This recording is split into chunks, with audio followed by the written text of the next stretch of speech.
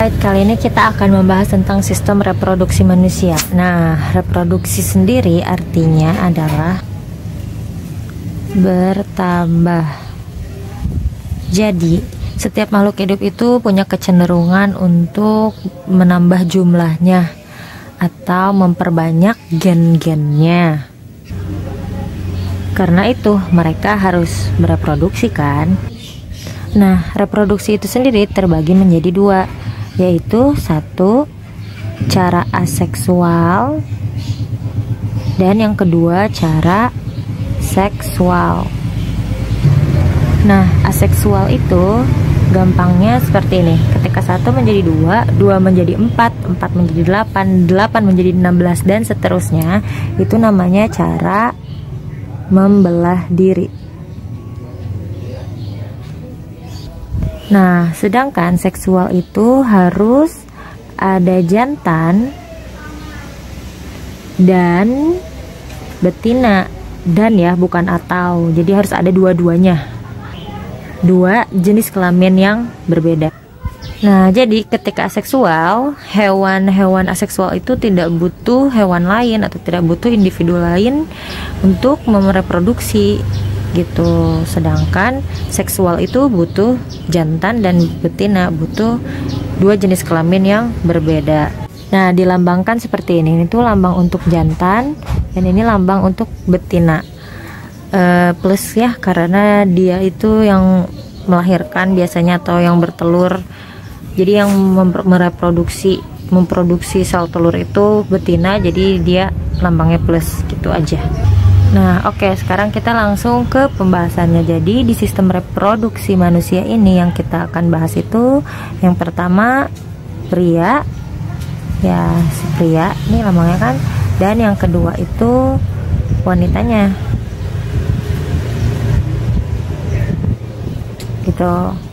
Nah, dari ini kita akan membahas struktur.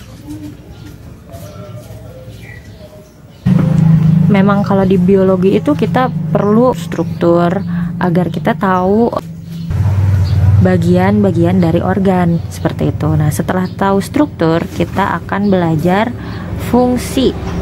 Jadi setelah kita tahu nama-nama struktur si organ-organnya, kita juga perlu tahu fungsi dari nama-nama struktur organ-organ tersebut. Nah, sebagai tambahan, jadi setelah kita tahu struktur dan fungsi, kita akan membahas tentang hormon pada pria dan pada wanita.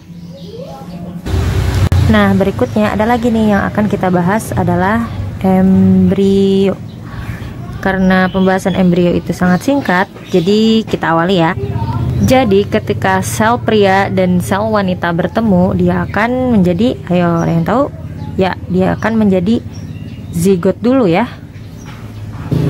Nah, satu zigot ini akan berkembang dari yang tadinya satu sel menjadi dua sel. Nah, oleh proses mitosis gitu. Lalu dari dua sel tadi menjadi 4 sel. Lalu menjadi bola-bola sel yang sangat banyak. Anggap aja ini ceritanya bola-bola sel yang banyak ya. Nah, dari si bola-bola banyak ini nantinya akan membentuk lekukan atau melekuk. Nah, dari lekukan ini tuh nanti akan membentuk ya, apa sih? Nah, dari lekukan ini tuh nantinya akan membentuk tiap-tiap bagian ya. Jadi ada bagian-bagian masing-masing. Nah, namanya terdiferensiasi. Harusnya udah belajar ya di sistem. Nah, namanya terdiferensiasi. Harusnya udah belajar ya di jaringan tumbuhan bahwa diferensiasi adalah spesialis sel. Nah, bagian si bola-bola banyak ini belum terspesialisasi, hanya ya dari bahan yang sama atau bentuknya sama.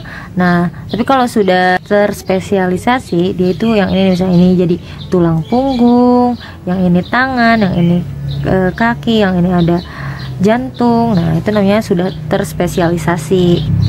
Yang pada akhirnya kita akan tahu bahwa nantinya dia akan membentuk janin yang kita tahu selama ini gitu ya.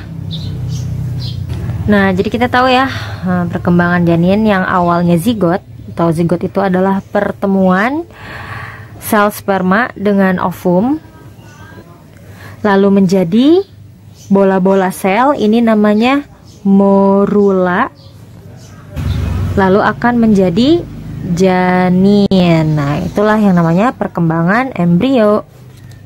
Nah, lalu yang terakhir nih, yang nggak kalah penting juga yang kita harus pelajari supaya kita hindari, itu penyakit menular seksual. Alright, setelah ini kita mulai dari mana nih? Oke, kita mulai dari pria dan wanita dulu deh ya. Nah, jadi sebelum langsung ke struktur, fungsi dan hormon, saya mau mengingatkan lagi atau bertanya bagi yang belum familiar. Kalian akan sering mendengar yang namanya gonad dan gamet. Kalian harus tahu dulu, ini penting. Apa bedanya gonad dan gamet? Nah, kalau belum ada gambaran, bagaimana kalau saya bilang kalau gonad itu adalah testis, sedangkan gametnya adalah sperma. Sekarang kita lagi ya, kalau pasangan sekarang kalau gonadnya adalah ini ovarium, lalu pasangan ovarium adalah telur atau ova. Kebayang nggak? Jadi gonad itu siapa? Gamet itu siapa? Nah, coba, jadi dari analogi ini kira-kira bisa disimpulkannya apa?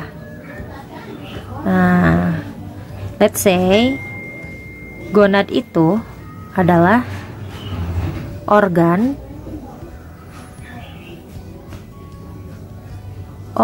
yang menghasilkan apa coba?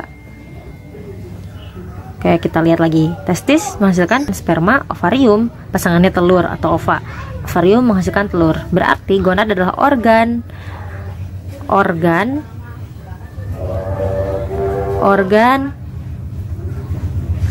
atau kelenjar yang menghasilkan